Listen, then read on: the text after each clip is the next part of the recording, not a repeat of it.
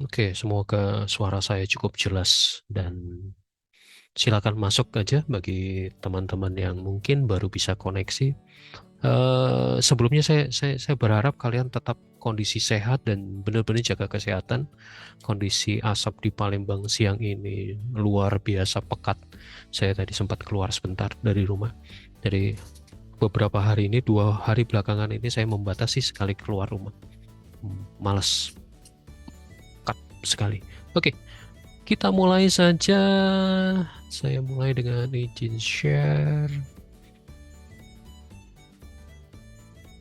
Oke, kalau minggu lalu saya membahas, atau bukan membahas ya, menjelaskan topik besar dari mata kuliah arsitektur mancanegara, yaitu tentang Venice Biennale.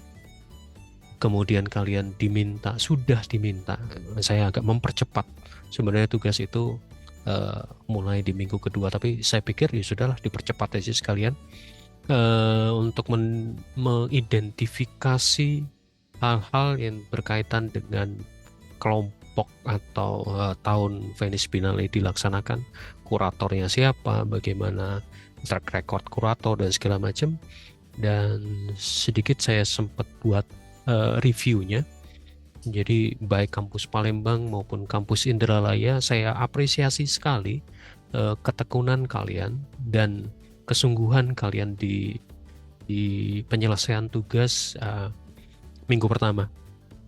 Dan tugas ini benar-benar menjadi data dasar.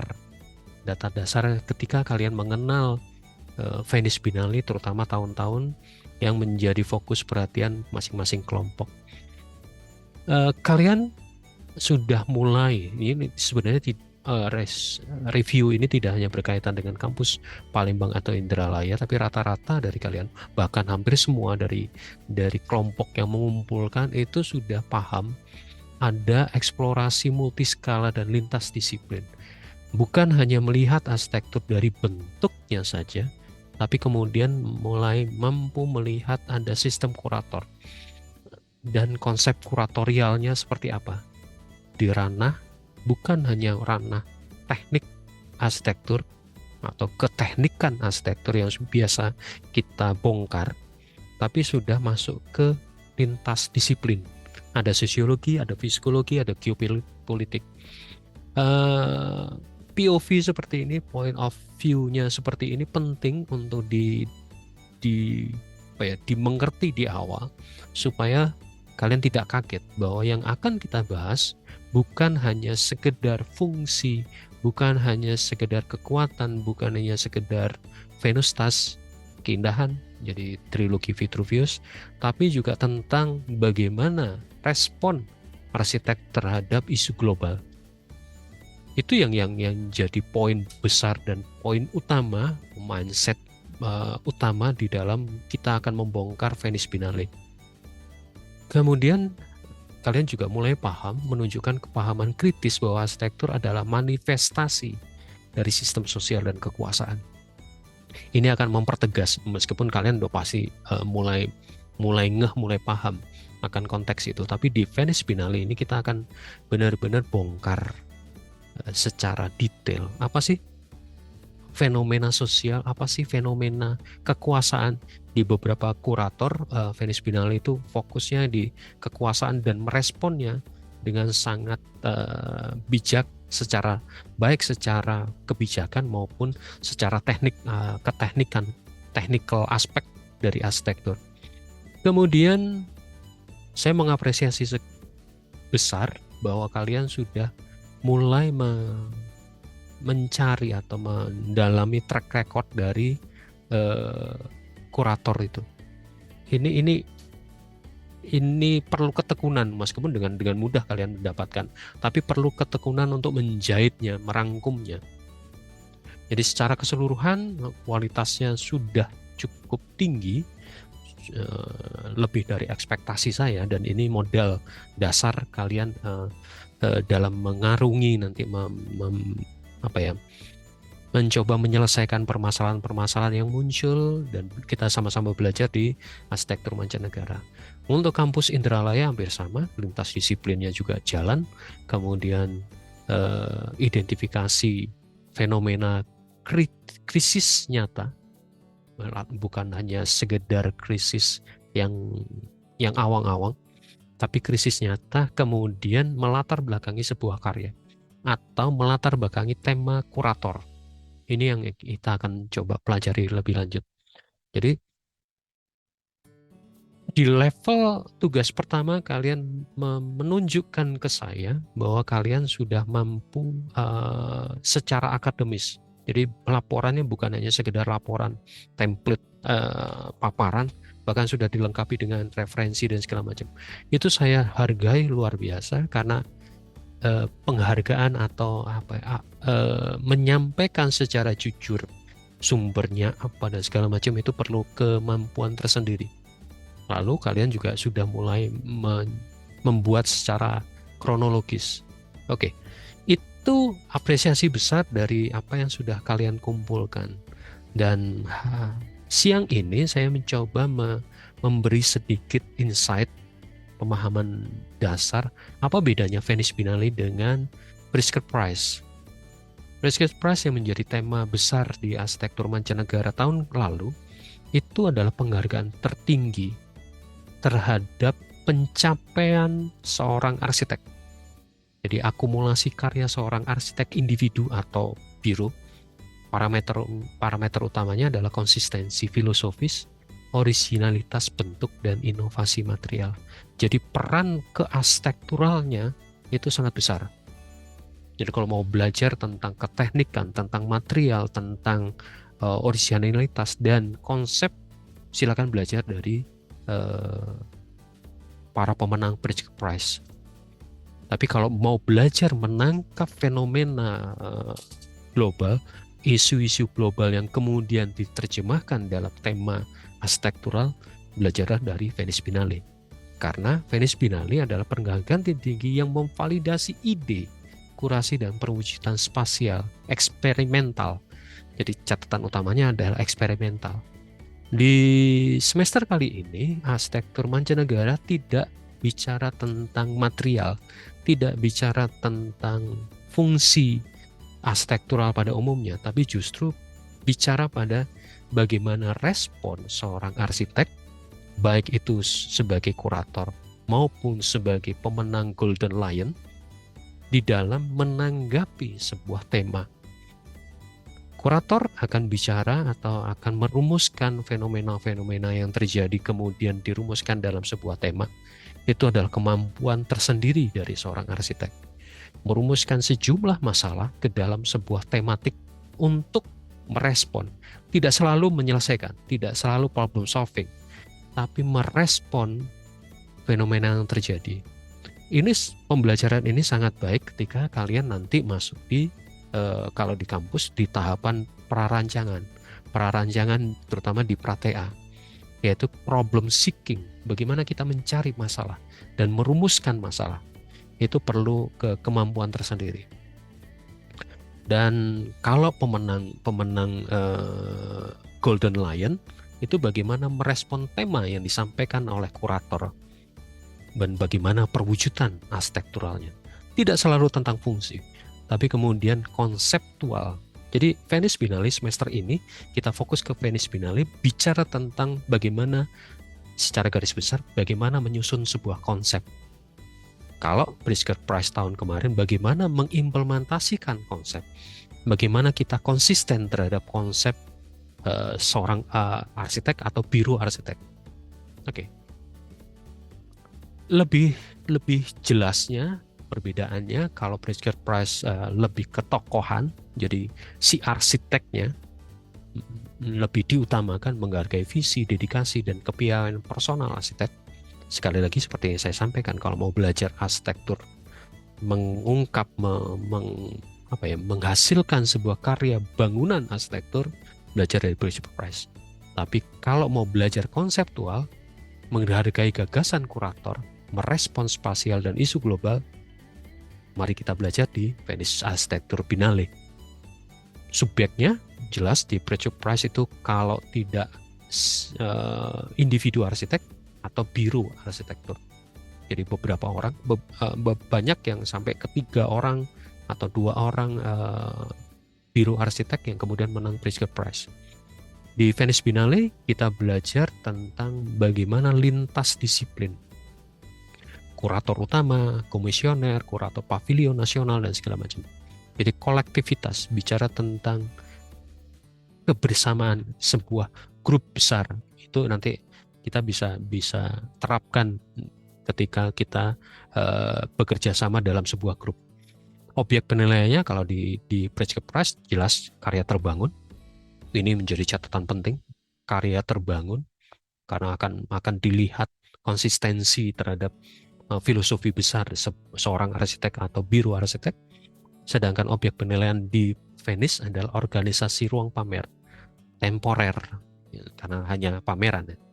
Kemudian beberapa taktik representasi. Ada yang main di tektonika, ada yang main di material, dan segala macam. Ada material, ada tektonika, dan narasi. Di Venice Biennale kita belajar tentang bagaimana kita menarasikan sesuatu, yang buat saya itu cukup penting bagi mahasiswa arsitektur.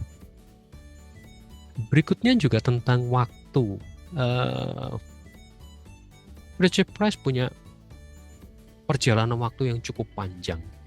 Jadi kisah hidup seorang arsitek itu benar-benar dibongkar, biografinya benar-benar dibongkar. Mau belajar tentang Doshi, umpamanya Pak Krishna Doshi, kita bisa bicara bagaimana relasi Doshi dengan Le Corbusier dan Louis Kahn di Pritzker Prize, dan itu disebutkan secara jelas. Atau contoh-contoh yang lain lah, bagaimana proses perjalanan berarsitektur seorang pemenang itu disampaikan dan didalami. Sedangkan Venice Biennale sifatnya sangat singkat. Bagaimana respon terhadap isu-isu yang terjadi, itu yang menjadi penting. Posisi arsitektur di Pritzker Prize itu lebih ke arsitektur sebagai ekonomi, menyoroti filosofi bentuk, metodologi perancangan. Jadi kalau mau belajar konsep perancangan dan kemudian bagaimana menyampaikan problem solving, belajar di Pritzker Prize.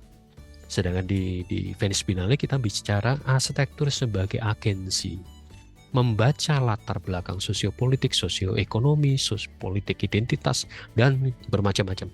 Jadi aspeknya lebih luas di Venice Biennale. Walaupun kemudian wujud nyatanya atau pavilionnya jauh lebih sederhana dibanding di Pritzker Prize, sebuah bangunan. Tapi kemudian merespon, ini yang penting, respon terhadap isu yang terjadi di 1 atau 2 tahun sebelum Venice Biennale ini dimunculkan.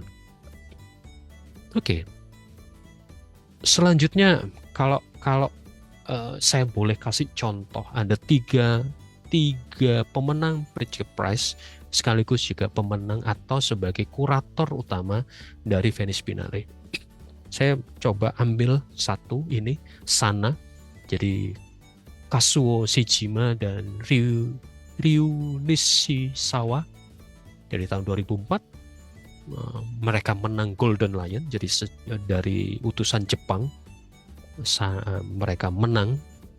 Kemudian 2010 sebagai kurator utama dari Venice Biennale, temanya adalah People Meet in Architecture, dan 2010 juga mereka menang Pritzker Prize. Relasinya, Pritzker Prize menyoroti dematerialisasi, dan ide dematerialisasi ini juga muncul di Venice Biennale. Jadi tema People Meet in Architecture menantang untuk tidak melihat arsitektur sebagai objek tertutup. Dematerialisasi itu dengan konsep transparan ini, ilustrasinya sebuah karya Sana yang sangat transparan. Tidak ada pemisah yang tegas dan jelas antara ruang dalam dan ruang luar. Permainan batas cair, batas transparan itu yang dimainkan, dan itu kemudian dirumuskan ke dalam Venice Biennale. Namun sebuah batas cair yang memediasi interaksi manusia sekaligus meredefinisi batas ruang publik. Ini kemudian kita bisa merefleksikan lebih dalam bagaimana estetika immateriality yang menjadi ciri khas dari Sana bisa terjemahkan dalam sebuah kerangka kurator yang mengikat partisipasi berbagai negara. Di sini saya tidak mengungkap apa landasan dari Sana ketika menjadi kurator Binale. Ada isu apa sehingga tema people meet arsitektur terutama terkait dengan dematerialisasi itu diterima oleh komisi utama dari Venice Biennale. Pasti tentu ada kurator tersendiri.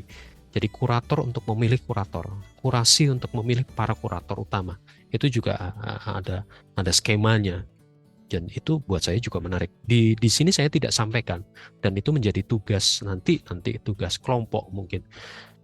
Kira-kira si Yayasan Binale ini kenapa dia memilih tokoh atau biru ini ketika menjadi kurator utama di tahun 2010. Contoh kedua, Alejandro Aravena.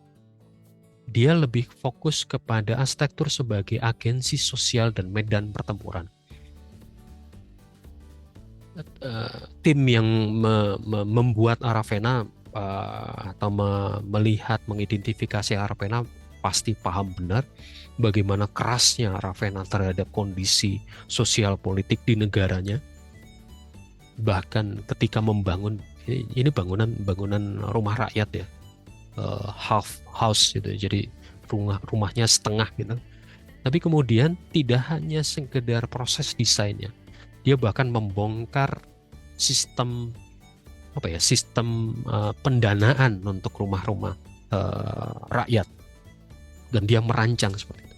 Ada di YouTube-nya cukup panjang, sekitar 1 jam, hampir 1 jam, membahas bagaimana dia menampilkan ide-idenya.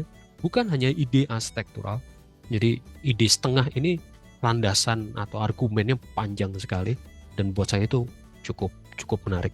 Dan Aravena ini berhasil di tahun 2016. Dia sekaligus kurator utama, sekaligus juga Pritzker Prize, penerima penghargaan Pritzker Prize. Buat saya ini luar biasa, orang yang cukup keras tapi sangat metodologis dalam proses merancang perumahan sosial. Jadi Pritzker Prize menghargai dia karena ini bukan hanya sekedar bangunannya, tapi metodologi merancang sebuah perumahan sosial. Metodologi bukan hanya metodologi teknis, tapi sampai ke proses pendanaannya bagaimana, apa yang harus diperbaiki dan segala macam. Dan di Binale dia mengajukan seruan, ini agak bombastis tapi itulah yang terjadi, perang global. Bagaimana arsitektur digunakan sebagai instrumen politis dan spasial untuk melawan ketimpangan, segregasi, krisis pengungsi, dan krisis ekologi. Kalau teman-teman yang atau rekan-rekan mahasiswa yang kelompok Alejandro Aravena ini akan banyak bicara tentang dunia ketiga, krisis ekonomi di dunia ketiga, dan dunia ketiga itu punya kemampuan kalau ditata secara benar dari sudut pandang Aravena. Jadi buat Aravena, arsitektur tidak bergerak di ruang hampa. Dia punya potensi dan punya peran. Jadi ini ada judulnya, agensi sosial untuk memperbaiki keadaan. Jadi bukan hanya sekedar tanda zaman, tapi benar-benar tanda atau agen perubahan zaman itu sendiri. Itu Alejandro Aravena. Yang ketiga, ini mungkin tidak ada kelompoknya karena Wang Shu dan istrinya itu baru menjadi kurator di tahun 2027, jadi tahun depan. Tapi tema kuratornya sudah muncul baru 2 bulan yang lalu, nggak salah. Tema kuratornya itu muncul terkait hampir sama dengan Sana, terkait dengan material, tapi material yang ditonjolkan ini menarik. Tahun 2012, Wang Shu dan istrinya mendapatkan Pritzker Prize karena yang menerima itu bironya. Biro si Wang Shu dan istrinya, saya kok lupa sih judul itunya, nama bironya. Tapi yang menarik adalah bagaimana rancang bangun yang disampaikan oleh Wang Shu terutama di Ningbo Museum, adalah mencoba melawan arus keras, arus mainstream penghancuran sejarah urban di Tiongkok, dan kemudian menempatkan sejarah tersebut di dalam bangunannya. Jadi tentang merawat ingatan budaya melalui material. Ini yang kemudian dimunculkan di Venice Biennale 2027. Bagaimana ideologi mereka yang berkaca atau berangkat dari kriya tradisional, tektonik lokal, ini menjadi payung besar kurator. Mereka memiliki otoritas untuk menantang dunia, merefleksikan kembali relasi antara sejarah, material, dan identitas. Itu kenapa di minggu lalu saya juga mengajak atau menawarkan, apakah dengan proses belajar dari kelompok-kelompok atau dari proses di Venice Biennale, kalian ingin mengajukan usulan untuk ikut dalam proses bangsa Indonesia, untuk ikut di Venice Biennale. Pura-puranya seperti itu. Saya yakin juga nanti di sekitar akhir tahun, biasanya di November itu ada sayembara di kementerian, saya nggak tahu sekarang jatuhnya di Kementerian Kebudayaan atau di kementerian lain. Tapi zaman sebelumnya itu jatuhnya di Kementerian Kreatif, Kemenkraf, kreatif, ya Kementerian Kreatif lah jatuhnya. Tapi sepertinya ini nanti masuknya di Kementerian Kebudayaan. Jadi keikutsertaan Indonesia ada proses sayembaranya. Nah, kita cobalah. Ada mungkin beberapa mahasiswa yang tertarik untuk ikut serta, ya, tes exercise saja, latihan untuk menanggapi sebagai salah satu keluaran dari salah satu ide keluaran dari mata kuliah mancanegara ini. Refleksi yang mendasar adalah bagaimana kira-kira negara peserta akan menavigasikan narasi politik identitas. Indonesia itu kaya sekali dengan politik identitas, kaya sekali dengan sejarah, kaya sekali dengan material, ketektonikan. Makanya saya berani mengusulkan, kira-kira ada nggak mahasiswa yang mau merespon apa yang diungkap oleh si Wang Shu, istrinya. Itu 3 contoh, Sana, Ariandro Avena, dan Wang Shu, kaitan dengan Venice Biennale dan Pulitzer Prize. Oke, sampai sini dulu. Ada yang mau ditanyakan? Silakan. Kalau nggak ada juga nggak apa-apa. Saya ingin menunjukkan di siang ini bahwa ada penghargaan level dunia yang menurut saya gaungnya atau informasinya sangat jarang dimunculkan. Di tahun kemarin sempat ada bahasan, ada pertanyaan ketika Mas Eka kuliah tamu, dan itu pertanyaan wajar dan selalu muncul di beberapa kesempatan berkaitan dengan Pulitzer Prize atau sekarang Venice Biennale. Kira-kira apakah Indonesia akan pernah menang atau bisa menang? Jawaban personal saya, selalu ada potensi. Tapi kemudian ada sisi yang kita susah masuk ke dalam penghargaan tersebut, yaitu adalah sisi politisnya. Baik Pulitzer Prize maupun Venice Biennale itu ada lingkaran besar. Pulitzer Prize itu jelas sekali. Lingkaran modernismenya kuat sekali di sana. Sehingga itu juga ada bahasan kenapa Krishna Doshi bisa menang. Itu juga karena keindiaannya. Juga ada kaitannya dengan Le Corbusier. Karena pada saat bersamaan ketika Krishna Doshi menang, itu ada perayaan 100 tahun dari Le Corbusier. Ada potensi ke arah sana. Kemudian kenapa Wang Shu menang? Itu juga efek ekonomi Tiongkok yang lagi besar-besaran. Di luar memang para pemenang itu mempunyai aspek yang tidak bisa kita lepaskan. Termasuk juga Venice Biennale. Ada lingkaran, tapi bukan berarti tidak bisa. Kita coba kejar dari aspek teknisnya. biarkan aspek geopolitiknya, biarkan kita sebagai exercise pendidikan ya kita coba dari tahap teknisnya. Indonesia sering sekali mengirimkan utusan dan ada sayembaranya, seperti Mas Ari Indra itu pernah dengan sunyatanya. Jadi dia membawa lembaran kertas yang kemudian dilobangi. Kalian bisa cek di internet, juga ada. Atau itu wakil negara, Mas Ari Indra wakil negara. Atau kok saya tiba-tiba lupa. Andra Matin itu pernah diundang dan kemudian membuat pavilion sebagai biro arsitek. Jadi Golden Lion itu ada dua, mewakili negara atau mewakili individu. Nanti kemudian ada Silver Lion itu untuk arsitek muda. Jadi ada 3 penghargaan besar. Yang satu lifetime achievement, itu penghargaan akan ke hampir sama dengan Bridget Prize, tapi ini lebih ke penghargaan bagaimana perjalanan hidup seseorang arsitek. Tapi itu penghargaan yang saya soroti adalah Golden Lion untuk wakil negara, Golden Lion untuk arsitek, dan Silver Lion untuk arsitek muda.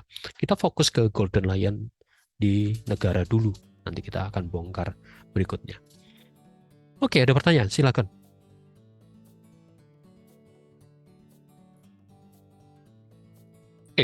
Kalau nggak ada, saya kembali ke sini dulu.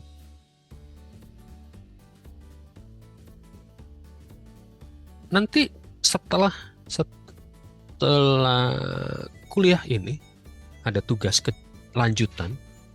Tugas ini bukan tugas yang apa ya, cukup rumit atau enggak, tapi kalian kemudian diminta untuk merespon atau sedikit banyak menganalisis apa-apa yang sudah kalian kumpulkan di minggu pertama. Jadi melanjutkan identifikasi yang sudah kalian lakukan. Ini modelnya di Google Form. Sebentar, nanti saya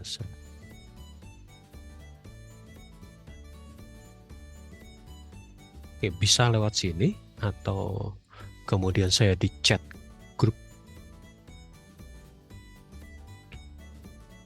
sama saja.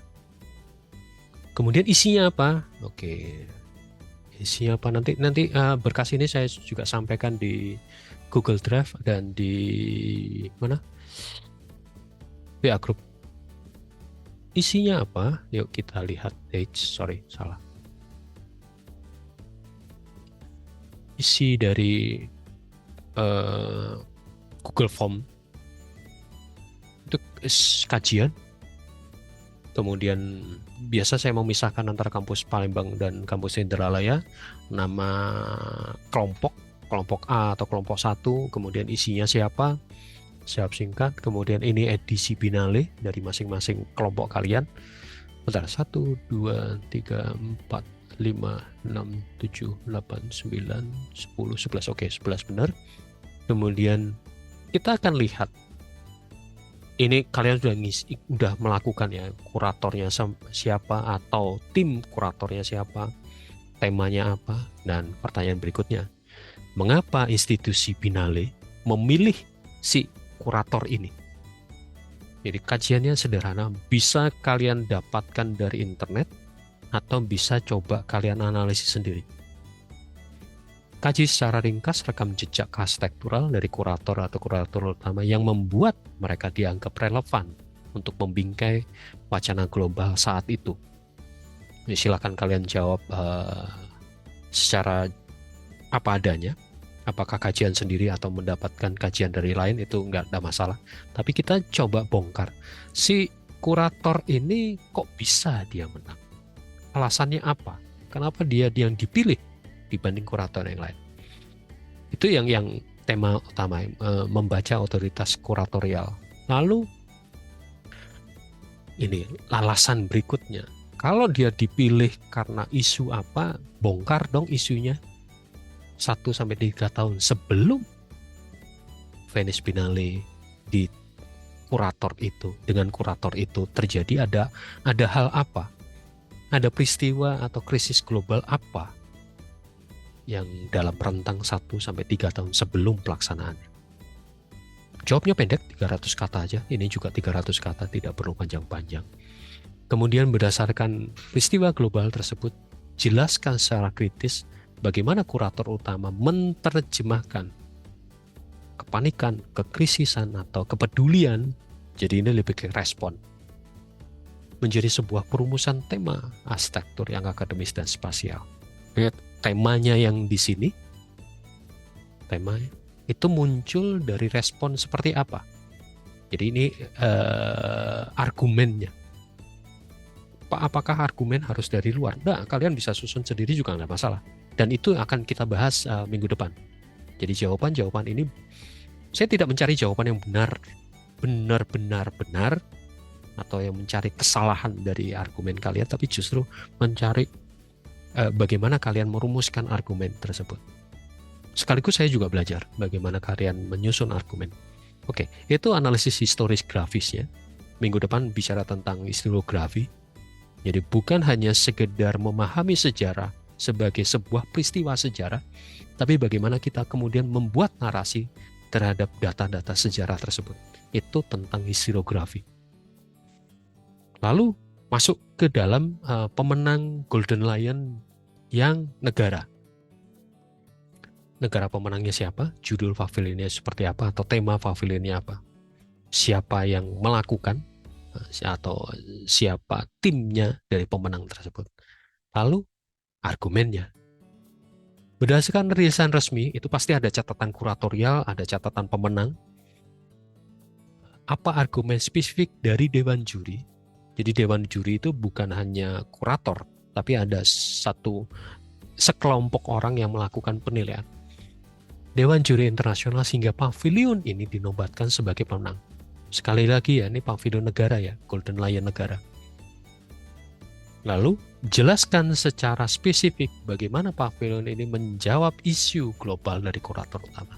Jadi, kalau ini alasan atau argumen dari juri, kalau ini bagaimana respon kalian? Apa yang kalian bisa lihat? Bisa mengacu ke pendapat atau rilisan resmi dari kurator, bisa kalian kembangkan lebih lanjut. Jadi taktik organisasi ruang, materialnya atau alat representatif, apa yang bisa kuat mereka gunakan untuk menyampaikan argumen politik kebangsaannya. Oke. Isi aja dari sini, dari Google Form ini, nanti saya coba cek. Seperti biasa, batas waktunya kalau bisa di Kamis ya, Kamis pagi menjelang siang, jangan Kamis sore atau apalagi Kamis malam ada satu kelompok. Saya bukan bermaksud membatasi, bukan. Artinya gini, saya juga perlu waktu untuk mereview, saya perlu waktu untuk membaca. Jumat pagi ada mata kuliah filsafat arsitektur. Nah, itu cukup mepet kalau kalian kumpulkan di Kamis malam. Saya bisa mengerjakan di Kamis siang sekitar jam 2, jam 3 terus sampai sore sampai malam di 2 mata kuliah. Jadi tolong mohon pengertiannya. Sudah ada yang menjawab. Saya tidak akan buka. Oke, terima kasih sudah meresponnya secara cepat. Saya berusaha tugasnya tidak terlalu panjang karena ini juga sistemnya online. Saya nggak tahu apakah kita punya kesempatan untuk bertemu tatap muka karena tabrakan jadwalnya luar biasa. Sementara saya menikmatin proses seperti ini dan mencoba semaksimal mungkin dengan perangkat yang ada, dengan teknologi yang ada. Itu ada pertanyaan? Tidak. Kalau kesulitan untuk on cam atau open mic ya bisa manfaatkan di chat room kalau ada pertanyaan.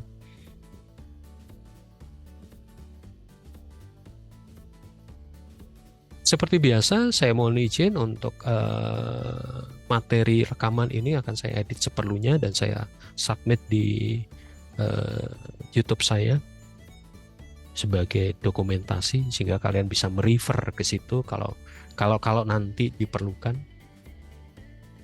Silakan, Adinda. Baik Pak, sebelumnya izin bertanya. Hmm, Perkenalkan saya Dinda dari kampus Indralaya. oke, oke. Mau nanya Pak, untuk di form itu yang ngisi perwakilan aja atau per Perwakilan, individu Pak? perwakilan, perwakilan aja. Jadi satu Oke baik satu Pak, terima kasih. satu kelompok satu orang aja. Kalau semuanya puyeng saya bacanya. Perwakilan aja, itu kan tugas kelompok. Oke, silakan Fatur Rahman. Baik, terima kasih Pak. Izin Pak, saya Fatur Rahman dari kelas Bukit Angkatan 24. Izin bertanya Pak, mungkin tadi saya agak kelewatan ya Pak. Tapi mengenai deadline untuk mengisi G-form itu, kira-kira apakah ada batas waktunya atau secepatnya diisi Pak? Ke Kemis minggu depan, jadi Kemis tanggal berapa sih itu? Kamis tanggal 3. Kalau bisa sebelum jam 12 ya. Jadi Kamis pagi lah. Kamis pagi. Oke. Baik Pak, terima kasih banyak. Oke. Oke, ini juga perlu saya garis bawahi. Kalau bertanya nggak usah militeristik ya. Pak izin bertanya saya dari ini. Udahlah. Agak gatel aja sih saya sih. Saya sih nggak masalah kalau kalau itu kebiasaan kalian, tapi mungkin di kelas saya tidak perlu sekaku itu. Saya bukan mayor, bukan jenderal juga. Ada lagi? Jadi cukup satu perwakilan. Jadi silakan rundingan dulu per kelompok jawabannya apa. Kemudian diisi per kelompok. Jadi tidak, makanya di situ kan ada nama kelompok dan anggotanya. Ini mohon disepakati. Dan sering terjadi itu anggota kelompoknya ketinggalan karena dia tidak pernah muncul. Itu sudah tanda-tanda kalau namanya sudah tidak ada, berarti dia tidak aktif. Santai Fatur Rahman. Mohon maaf pula. Santai, santai, santai. Ada lagi? Nggak usah terlalu kaku lah. Santai, santai. Cukup setengah jam aja. Kita nggak usah lama-lama. Lebih ke produktif aja. Kita coba produktif dari apa-apa yang sudah disampaikan. Tentang e-learning, ya mohon maaf lah. Begitulah e-learning apa adanya. Ya, saya juga bingung. Saya dan Bu Messi juga bingung. Dari kemarin permasalahan e-learning tidak hanya di mata kuliah ini, mata kuliah filsafat juga bermasalah, di mata kuliah pratea juga bermasalah. Makanya saya minta tolong Bu Messi untuk membereskan karena saya fokus ke materinya deh. Gitu. Oke, sip. Terima kasih banyak. Sehat-sehat selalu. Cuaca tidak terlalu bagus. Saya baru dapat kabar bahwa Sumsel akan hujan, tapi bukan Indralaya, bukan Palembang. Hujannya di tempat lain. Itu kan yang buat saya sih menjengkelkan. Kenapa bukan di sini hujannya? Tapi udahlah, kita nikmatin saja. Hati-hati dengan asap dan segala macam. Jaga badan, jaga diri. Kita coba maksimal dengan keadaan yang apa adanya. Terima kasih banyak. Sampai jumpa minggu depan. Sehat-sehat ya. Oke, saya tutup. Terima kasih Pak. Terima kasih, Sama-sama. Pak. Yuk. Terima kasih Pak. Terima kasih, Pak.